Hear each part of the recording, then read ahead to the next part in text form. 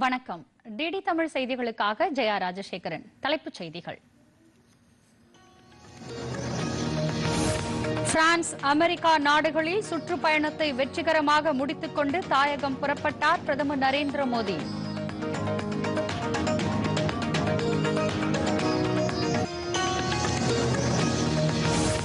வெள்ளை மாளிகையில் பிரதமர் மோடியை ஆறத் தழுவி வரவேற்றார் அதிபர் டொனால்டு டிரம்ப்.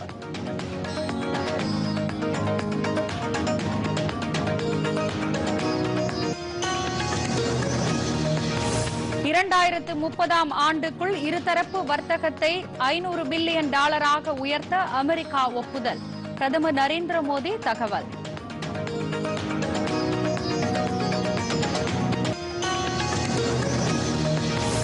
இந்தியாவுக்கு அதிநவீன போர் விமானங்கள் வழங்கவும் பாதுகாப்பு தளவாடங்களின் விற்பனையை அதிகரிக்கவும் முடிவு. டொனால்டு டிரம்ப் அறிவிப்பு.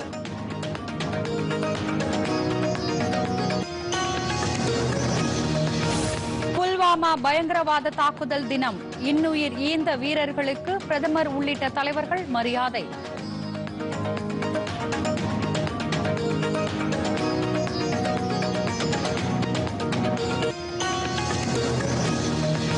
மறைந்த முன்னாள் மத்திய அமைச்சர் சுஷ்மா ஸ்வராஜ் பிறந்த தினம். மரியாதை செலுத்தியுள்ளார் மத்திய அமைச்சர் எல் முருகன்.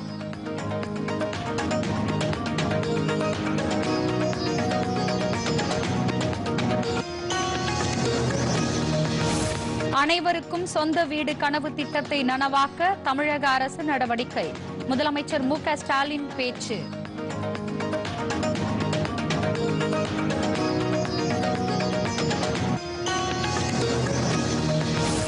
தமிழ்நாட்டில் கடந்த 4 ஆண்டுகளில் அரசு மருத்துவமனைகளில் உயிரிழப்புகள் அதிகரிப்பு.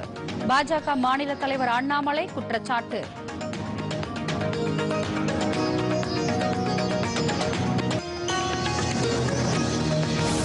அமெரிக்க டாலருக்கு எதிராக மாற்று நாணயம் உருவாக்கினால் பிரிக்ஸ் அமைப்பு காணாமல் போய்விடும். அதிபர் டொனால்டு டிரம்ப் எச்சரிக்கை.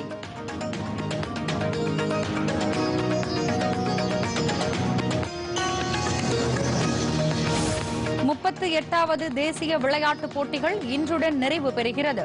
பதக்க பட்டியலில் 27 தங்கத்துடன் 92 பதக்கங்களை வென்று 6வது இடம் பிடித்தது தமிழ்நாடு.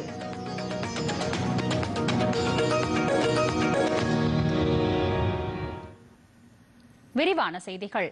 பிரான்ஸ், அமெரிக்கா ஆகிய நாடுகளில் மேற்கொண்ட சுற்றுப்பயணத்தை வெற்றிகரமாக முடித்துக் கொண்டு பிரதமர் நரேந்திர மோடி தாயகம் புறப்பட்டார்.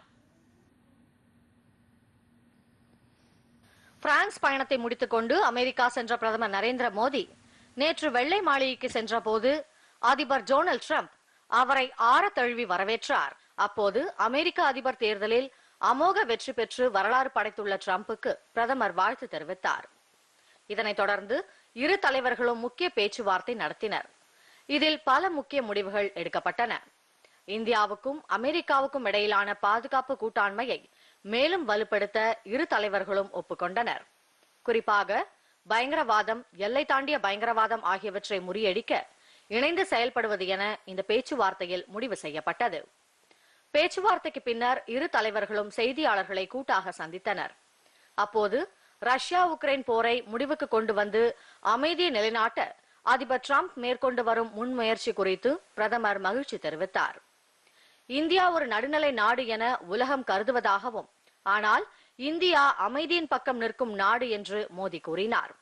இந்தியாவும் அமெரிக்காவும் வளர்ச்சி மற்றும் முன்னேற்றத்தை நோக்கி நடைபோடுவதாக அவர் தெரிவித்தார். रशिया और यूक्रेन दोनों से लगातार संपर्क में रहा हूं। मैं स्वयं भी दोनों देश की मुलाकात कर चुका हूं। बहुत से लोगों का एक भ्रम है कि भारत न्यूट्रल है। मैं साफ करना चाहता हूं, भारत न्यूट्रल नहीं है। हमारा अपना एक पक्ष है और हमारा पक्ष है शांति, पीस. 2030 ஆண்டிற்குள் இரு நாடுகளுக்கும் இடையிலான வர்த்தகத்தை $500 பில்லியன் உயர்த்த இலக்கு நிர்ணயிக்கப்பட்டிருப்பதாக பிரதமர் கூறினார்.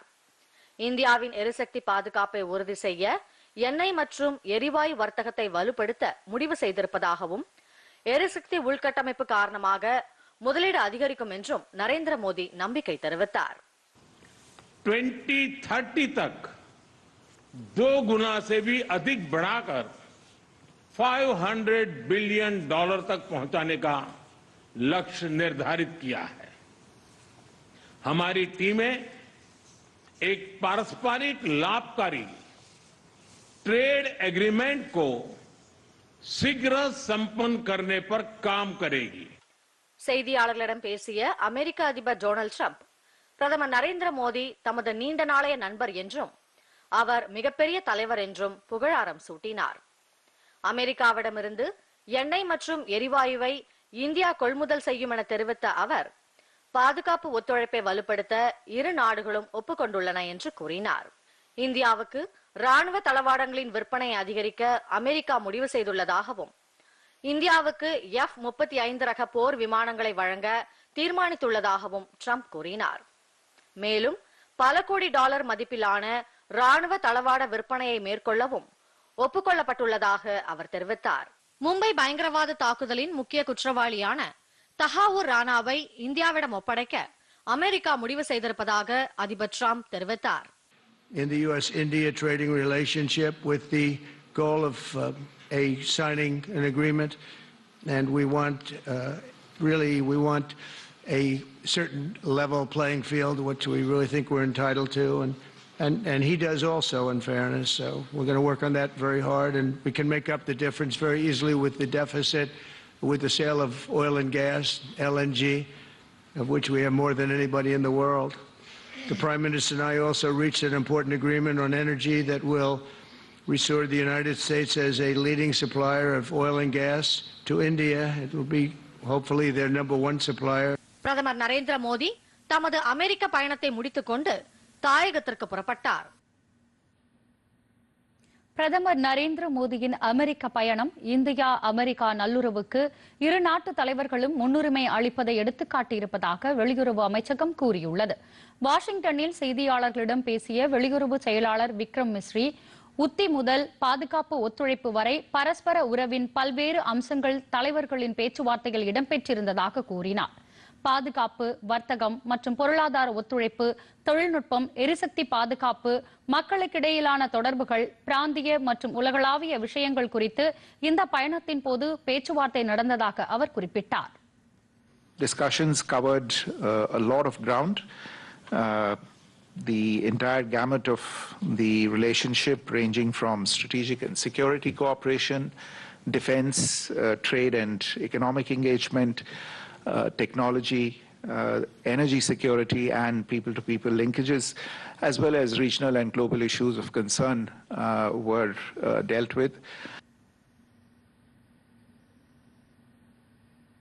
அமெரிக்கா சென்ற பிரதமர் நரேந்திர மோடி அங்கு தொழிலதிபர் எலான் மஸ்க், குடியரசுக் கட்சியின் முக்கிய தலைவர் விவேக் ராமசாமி, அமெரிக்க தேசிய பாதுகாப்பு ஆலோசகர் மைக்கேல் வால்ட்ஸ் உள்ளிட்டோரை சந்தித்து பேசினார். ஸ்பேஸ் எக்ஸ் நிறுவனர் எலான் மஸ்கை நேற்று சந்தித்த பிரதமர் தொழில்நுட்பம், செயற்கை நுண்ணறிவு, எரிசக்தி, சிறந்த ஆளுகை உள்ளிட்ட துறைகளில் ஒத்துழைப்பை மேம்படுத்துவது குறித்து விவாதித்தார். இதுகுறித்து பிரதமர் வெளியிட்டுள்ள எக்ஸ் வலைதள பதிவில் எலான் மஸ்கை சந்தித்ததில் மகிழ்ச்சி எனவும் இந்தியாவின் சீர்திருத்த நடவடிக்கைகள் குறித்து அவருடன் விவாதித்ததாகவும் குறிப்பிட்டுள்ளார். இதனைத் தொடர்ந்து இந்தியா அமெரிக்க தொழிலதிபரும் குடியரசுக் கட்சியின் முக்கிய தலைவருமான விவேக் ராமசாமியை பிரதமர் சந்தித்தார். இந்தியா அமெரிக்கா இருதரப்பு உறவுகள், புத்தாக்கம், உயிரி தொழில்நுட்பம், எதிர்காலத்தை வடிவமைக்கும் தொழில் முனைவு ஆகியவை பற்றி இருவரும் விவாதித்ததாக வெளியுறவு செய்தி தொடர்பாளர் ரந்தீர் ஜெய்ஸ்வால் கூறியுள்ளார். வாஷிங்டனில் அமெரிக்காவின் தேசிய பாதுகாப்பு ஆலோசகர் மைக்கேல் வால்ட்ஸையும் பிரதமர் சந்தித்து பேசினார். இது தொடர்பாக பிரதமர் வெளியிட்டுள்ள எக்ஸ் பதிவில் பாதுகாப்பு, தொழில்நுட்பம் உட்பட இந்தியா அமெரிக்கா உறவுகளின் முக்கிய அம்சங்கள் குறித்து விவாதித்ததாக குறிப்பிட்டுள்ளார். செயற்கை நுண்ணறிவு, செமி கண்டக்டர்கள், விண்வெளி போன்ற துறைகளில் ஒத்துழைப்புக்கான வலுவான வாய்ப்புகள் குறித்தும் விவாதிக்கப்பட்டதாக பிரதமர் கூறியுள்ளார். செயற்கை நுண்ணறிவு உச்சி மாநாட்டில் கலந்து கொள்ள பிரான்ஸ் வந்திருந்த அமெரிக்க துணை அதிபர் JD வான்ஸின் குடும்பத்தினருக்கு அரிய வகை பரிசுகளை வழங்கி பிரதமர் நரேந்திர மோடி தமது அன்பை பகிர்ந்து கொண்டார்.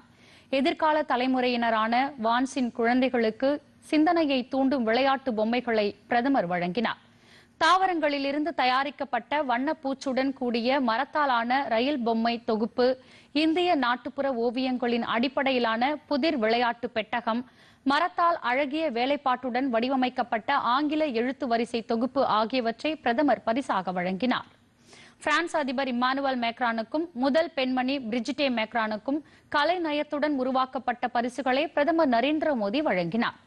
ராஜஸ்தான் மாநிலத்தில் இருந்து பிரத்யேகமாக வெள்ளியால் உருவாக்கப்பட்ட அழகிய வேலைப்பாடு கொண்ட மேஜை கண்ணாடியையும் வழங்கி தமது நேசத்தை பிரதமர் வெளிப்படுத்தினார். ஈராயிரம் ஆண்டுகளுக்கு மேலாக ஆழமான கலாச்சார உறவுகளை இந்தியாவும் தாய்லாந்தும் பகிர்ந்து வந்துள்ளதாக பிரதமர் நரேந்திர மோடி கூறியுள்ளார்.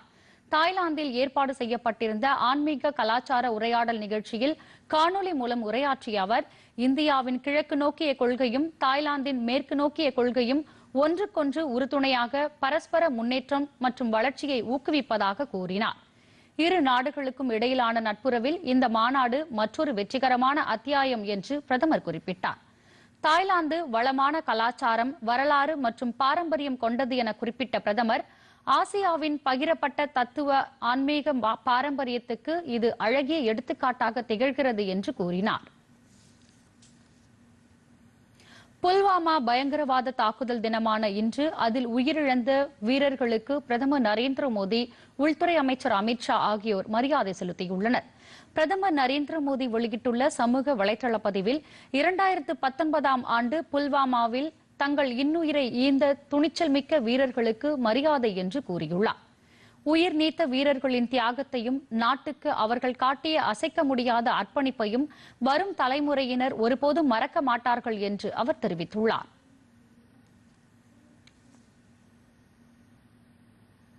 உள்துறை அமைச்சர் அமித்ஷா வெளியிட்டுள்ள சமூக வலைதள பதிவில் 2019ஆம் ஆண்டு இதே நாளில் புல்வாமாவில் கோழைத்தனமான பயங்கரவாத தாக்குதலில் உயிர் தியாகம் புரிந்த வீரர்களுக்கு நாட்டின் சார்பில் தமது உளப்பூர்வமான மரியாதையை செலுத்துவதாக கூறியுள்ளார்.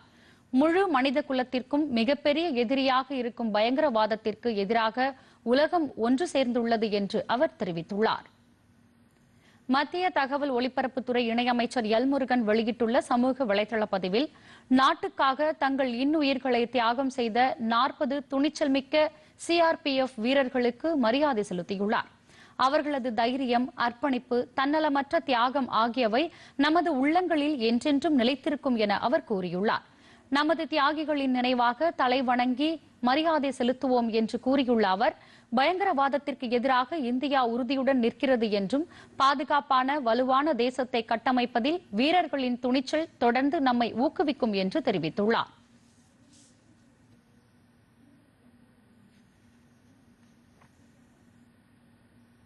சிறிய இடைவேளைக்கு பிறகு செய்திகள் தொடரும். நீங்க இங்க தான் பொண்ணை பாக்குறீங்க. நான் கார்ல வரும்போதே பாத்துட்டேன். ரீசெண்டா யாஷிகா சோஷியல் மீடியால ஃபேமஸ். அதுல பார்த்தேன். யாரையுமே என்ன காணோம். வாசல்ல யாருமே காணோம். யாரு வர சொல்லிருப்பா?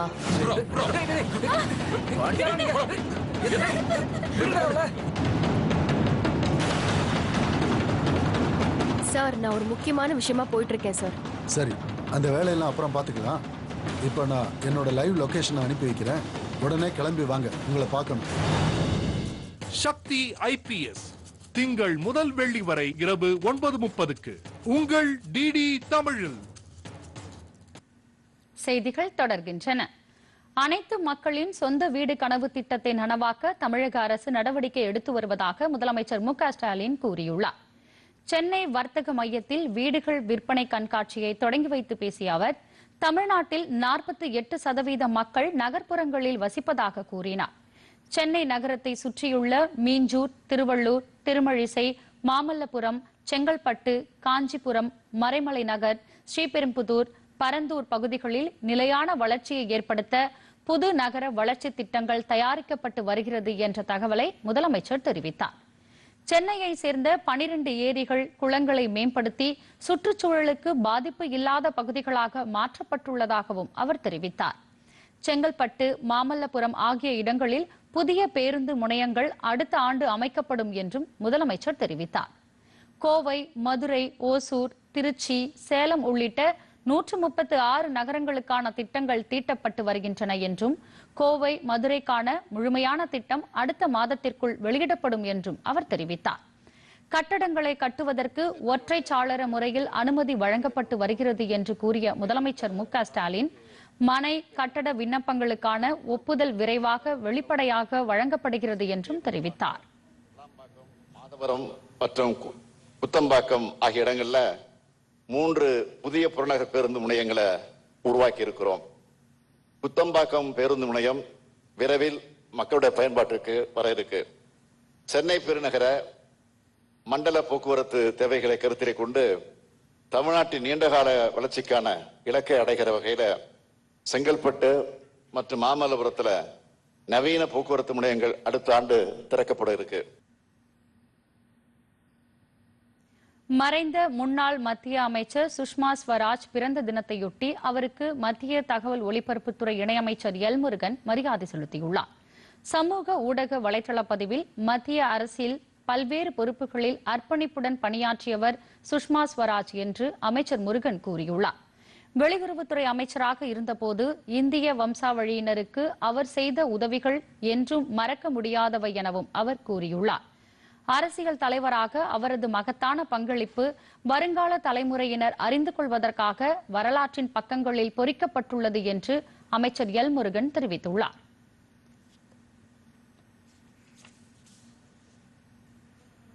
கடந்த 4 ஆண்டுகளில் தமிழக அரசு மருத்துவமனைகளில் ஏற்படும் உயிரிழப்புகள் அதிகரித்துள்ளதாக பாஜக மாநில தலைவர் அண்ணாமலை குற்றம் சாட்டியுள்ளார். இதுகுறித்து அவர் வெளியிட்டுள்ள சமூக வலைதள பதிவில், திருநெல்வேலி அரசு மருத்துவக் கல்லூரி மருத்துவமனையில் மருத்துவர் இல்லாத காரணத்தால் உதவியாளர் ஊசி போட்டதால் தென்காசியை சேர்ந்த 4 வயது சிறுவன் உயிரிழந்ததாக கூறியுள்ளார். மருத்துவமனைகளில் போதிய மருத்துவர்கள் இல்லாததால் இந்த உயிரிழப்புகள் ஏற்படுகிறது என்றும் கடந்த 4 ஆண்டுகளில் மருத்துவர்கள் நியமனம் தாமதமாகியுள்ளதாகவும் அவர் சுட்டிக்காட்டியுள்ளார்.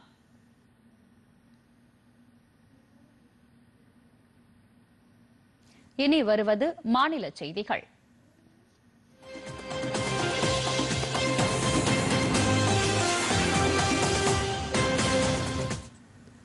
தேர்தல் ஆணையத்தின் விசாரணைக்கு அஇஅதிமுக தயாராக இருப்பதாக அதிமுக துணை பொதுச் செயலாளர் கே.பி. முனுசாமி தெரிவித்துள்ளார்.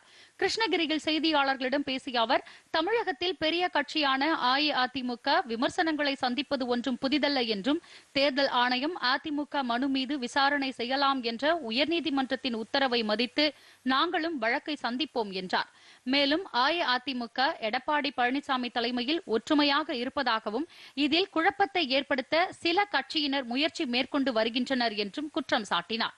2026ஆம் ஆண்டு சட்டப்பேரவை தேர்தலில் அதிமுக வெற்றி பெறுவதற்கான அனைத்து முயற்சிகளிலும் நாங்கள் ஈடுபட்டுள்ளோம் என்றும் கே.பி. முனுசாமி தெரிவித்தார். சென்னை கலைவாணர் அரங்கில் நகராட்சி நிர்வாகத்துறை அமைச்சர் கே.என். நேரு தலைமையில் செங்கல்பட்டு, காஞ்சிபுரம், திருவள்ளூர், கடலூர் உள்ளிட்ட மாவட்டங்களில் செயல்படுத்தப்பட்டு வரும் வளர்ச்சித் திட்டப் பணிகள் குறித்த ஆய்வுக் கூட்டம் நடைபெற்றது. இதில் மாநகராட்சிகள், நகராட்சிகள், பேரூராட்சிகளில் மேற்கொள்ளப்பட்டுள்ள செயல் திட்டங்கள் குறித்து விவாதிக்கப்பட்டது. இந்த நிகழ்ச்சியில் சட்டப்பேரவை துணைத் தலைவர் கு. பிச்சாண்டி, அமைச்சர்கள் காந்தி, நாசர், சி.வி. கணேசன் மற்றும் துறை சார்ந்த அரசு அலுவலர்கள் கலந்து கொண்டனர். அரசு பள்ளிகளில் பாலியல் வன்கொடுமைகள் நடக்காமல் தடுக்கும் வகையில் பெற்றோர் ஆசிரியர் கழக பொறுப்பில் உள்ள திமுக நிர்வாகிகளை முதலமைச்சர் மு.க.ஸ்டாலின் உடனடியாக நீக்க வேண்டும் என பாரதிய ஜனதா கட்சி மாநில துணைத் தலைவர் கே.பி. ராமலிங்கம் வலியுறுத்தியுள்ளார். சேலத்தில் செய்தியாளர்களிடம் பேசிய அவர், சேலம் மாவட்டம் ஆத்தூர் அருகே உள்ள அரசு பள்ளியில் 7ஆம் வகுப்பு மாணவிக்கு பாலியல் துன்புறுத்தல் செய்த சம்பவத்தில் பெற்றோர் ஆசிரியர் கழகத்தினர் பஞ்சாயத்து பேசியதால் தான் உடனடியாக புகாரை காவல்துறையினர் பதிவு செய்யவில்லை என்று குற்றம் சாட்டினார். பெற்றோர் ஆசிரியர் கழகத்தினர் குழந்தைகளின் பாதுகாப்பில் சமரசம் ஏற்படுத்தி இருக்கக்கூடாது என கண்டனம் தெரிவித்த அவர், இந்நிகழ்வை கண்டித்து பாரதிய ஜனதா கட்சி சார்பில் போராட்டம் நடத்தப்பட உள்ளதாக கூறிய கே.பி. ராமலிங்கம், பெற்றோர் ஆசிரியர் கழக பொறுப்பில் உள்ள திமுகவினரே உடனடியாக பொறுப்பில் இருந்து முதலமைச்சர் நீக்க வேண்டும். தமிழக வெற்றிக் கழக தலைவர் விஜய்க்கு மத்திய அரசின் ஒய் பிரிவு பாதுகாப்பு வழங்கப்பட்டுள்ளது. நடிகர் விஜய் கடந்த ஆண்டு பிப்ரவரி 2ஆம் தேதி தமிழக வெற்றிக் கழகம் என்ற கட்சியை தொடங்கினார். தற்போது கட்சி தொடங்கப்பட்டு 2வது ஆண்டில் அடியெடுத்து வைத்துள்ளது. இதற்கிடையே 2026ஆம் ஆண்டு சட்டமன்ற தேர்தலை மையமாக கொண்டு தேர்தல் பணிகளை விஜய் மேற்கொண்டு வருகிறார். இதற்கிடையே தமிழக வெற்றிக் கழகத்தின் பொதுக்குழு கூட்டத்தை வருகிற 26ஆம் தேதி நடத்த முடிவு செய்யப்பட்டுள்ளதாக தகவல் வெளியாகியுள்ளது. இந்த நிலையில் தவேக தலைவர் விஜய்க்கு ஒய் பிரிவு பாதுகாப்பு வழங்கி மத்திய உள்துறை அமைச்சகம் உத்தரவிட்டுள்ளது. விஜய்க்கு தமிழ்நாட்டிற்குள் இந்த ஒய் பிரிவு பாதுகாப்பு வழங்கப்படும் என்று தெரிவிக்கப்பட்டுள்ளது. கன்னியாகுமரிக்கு வந்த ரயிலில் கடத்தி வரப்பட்ட 3 கிலோ 100 கிராம் கஞ்சா பொட்டலம் பறிமுதல் செய்யப்பட்டது. கன்னியாகுமரி மாவட்டத்தில் கஞ்சா, பான் மசாலா போன்ற போதைப் பொருட்களின் நடமாட்டத்தை கட்டுப்படுத்த காவல்துறையினர் துரித நடவடிக்கைகளை மேற்கொண்டுள்ளனர். அதன் ஒரு பகுதியாக வெளி மாநிலங்களில் இருந்து வரும் ரயில்களில் சோதனை செய்யப்பட்டு வருகிறது. அந்த வகையில் ஸ்ரீ வைஷ்ணவி மாதா கட்ரா கன்னியாகுமரி விரைவு ரயில் கன்னியாகுமரி ரயில் நிலையத்தின் 5வது நடைமேடைக்கு வந்து சேர்ந்தது. அப்போது ரயில்வே காவல்துறையினர் ஆய்வு செய்தபோது சாதாரண பயணிகளின் பெட்டியில் சீட்டுக்கு அடியில் 4 பார்சலாக 3 கிலோ 100 கிராம் அளவிலான கஞ்சா இருந்தது தெரியவந்தது. அதனைத் தொடர்ந்து கன்னியாகுமரி போதைப்பொருள் தடுப்பு பிரிவு போலீசார் வழக்கு பதிவு செய்து விசாரணை நடத்தி வருகின்றனர்.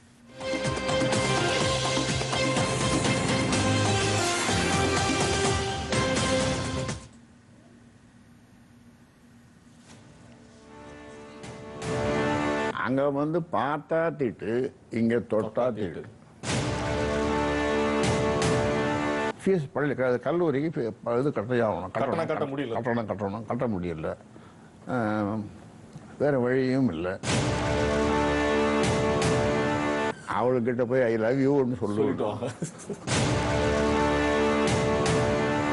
மொத்தமே 2.5 ஏக்கர் 3 ஏக்கர் தான் மொத்தமே. நஞ்சியும் புஞ்சியும் சேர்த்து நீ போய் என் பங்குக்கு அந்த நெல் வாங்கினுவான்ற சாப்பாடு.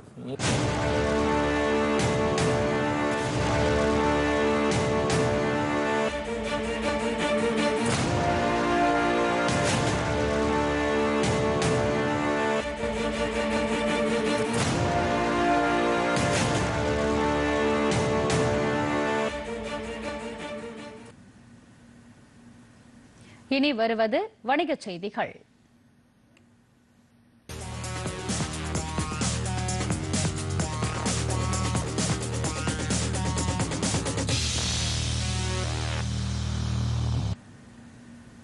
இந்திய பங்குச் சந்தைகள் இன்று இறக்கத்துடன் காணப்படுகின்றன. மும்பை பங்குச்சந்தை குறியீட்டு எண் சென்செக்ஸ் 491 புள்ளிகள் குறைந்து 75,647 புள்ளிகளாக வர்த்தகமாகிறது. தேசிய பங்குச்சந்தை குறியீட்டு எண் நிப்டி 188 புள்ளிகள் குறைந்து 22,842 புள்ளிகளாக வர்த்தகமாகிறது. அமெரிக்க டாலருக்கு நிகரான இந்திய ரூபாயின் மதிப்பு 86 ரூபாய் 89 காசாக உள்ளது. சென்னையில் இன்று ஆபரண தங்கத்தின் விலை சவரன் ஒன்றுக்கு 63,920 ரூபாய்க்கும் விற்பனை செய்யப்படுகிறது. 1 கிராம் தங்கத்தின் விலை 7,990 ரூபாய்க்கு விற்பனை செய்யப்படுகிறது. 1 கிலோ பார் வெள்ளி 1,08,000 ரூபாய்க்கு விற்பனை செய்யப்படுகிறது. 1 கிராம் வெள்ளி 108 ரூபாய்க்கு விற்பனை செய்யப்படுகிறது.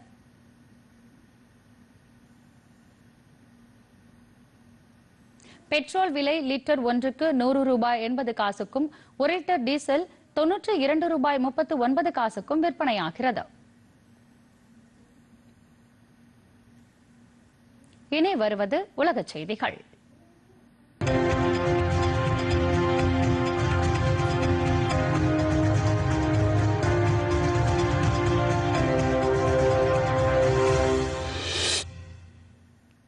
ரஷ்யாவுடனான அமைதி பேச்சுக்களில் உக்ரைனும் ஈடுபடுத்தப்படும் என்று அமெரிக்க அதிபர் டொனால்டு டிரம்ப் கூறியுள்ளார்.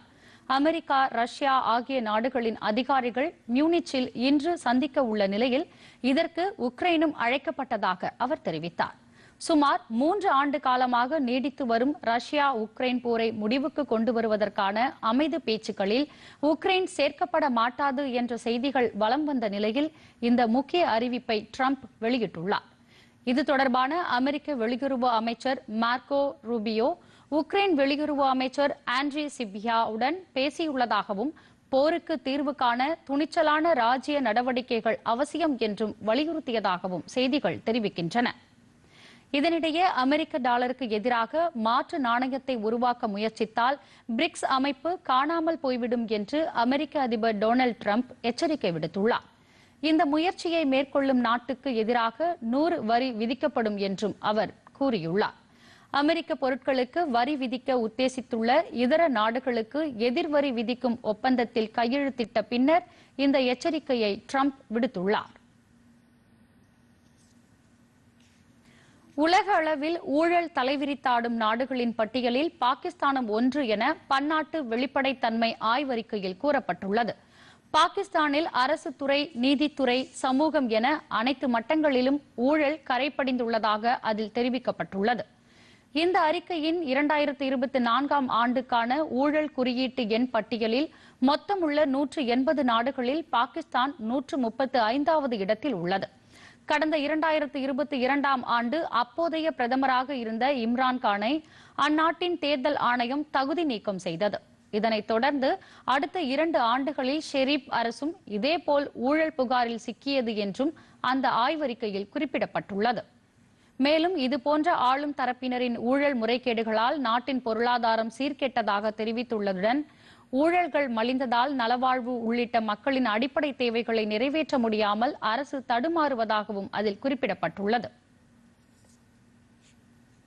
இனி வருவது விளையாட்டுச் செய்திகள்.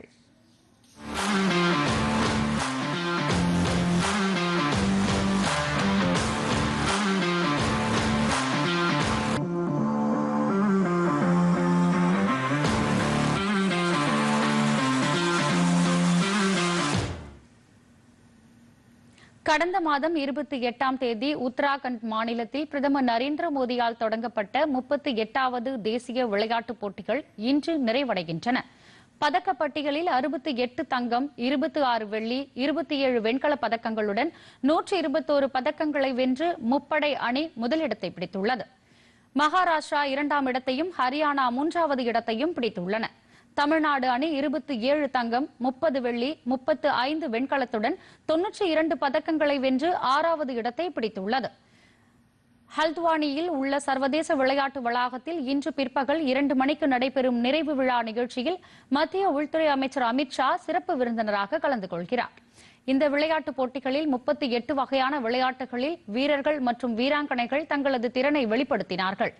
இந்த வண்ணமிகு நிகழ்ச்சியில் மத்திய விளையாட்டுத்துறை அமைச்சர் மன்சுக் மாண்டவியா, உத்தராகண்ட் முதலமைச்சர் புஷ்கர் சிங் தாமி, மேகாலய மாநில முதலமைச்சர் கொங்கல் சங்மா உள்ளிட்டோர் கலந்து கொள்கின்றனர்.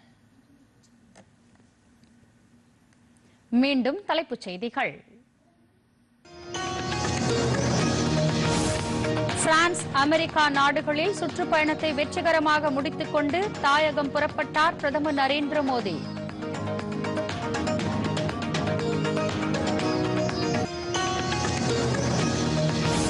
வெள்ளை மாளிகையில் பிரதமர் மோடியை ஆரத் தழுவி வரவேற்றார் அதிபர் டொனால்டு டிரம்ப்.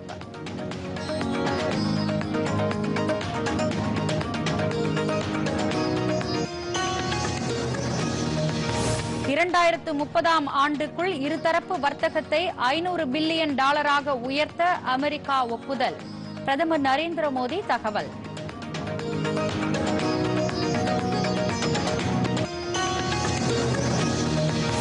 இந்தியாவுக்கு அதிநவீன போர் விமானங்கள் வழங்கவும் பாதுகாப்பு தளவாடங்களின் விற்பனையை அதிகரிக்கவும் முடிவு.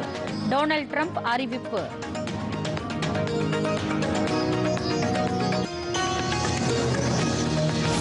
புல்வாமா பயங்கரவாத தாக்குதல் தினம். இன்னுயிர் ஈந்த வீரர்களுக்கு பிரதமர் உள்ளிட்ட தலைவர்கள் மரியாதை.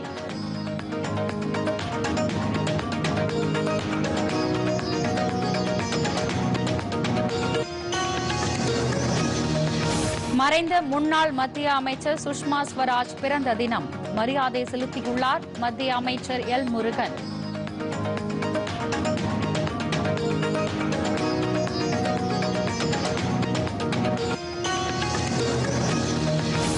அனைவருக்கும் சொந்த வீடு கனவு திட்டத்தை நனவாக்க தமிழக அரசு நடவடிக்கை. முதலமைச்சர் மு.க. ஸ்டாலின் பேச்சு.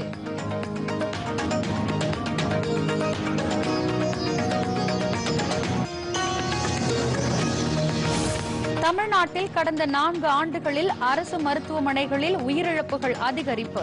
பாஜக மாநில தலைவர் அண்ணாமலை குற்றச்சாட்டு.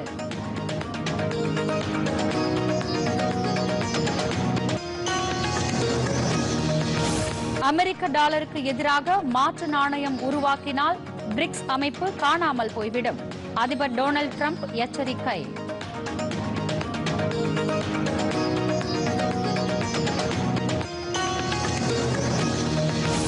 முப்பத்தி 8வது தேசிய விளையாட்டுப் போட்டிகள் இன்றுடன் நிறைவு பெறுகிறது. பதக்க பட்டியலில் 27 தங்கத்துடன் 92 பதக்கங்களை வென்று 6வது இடம் பிடித்தது தமிழ்நாடு.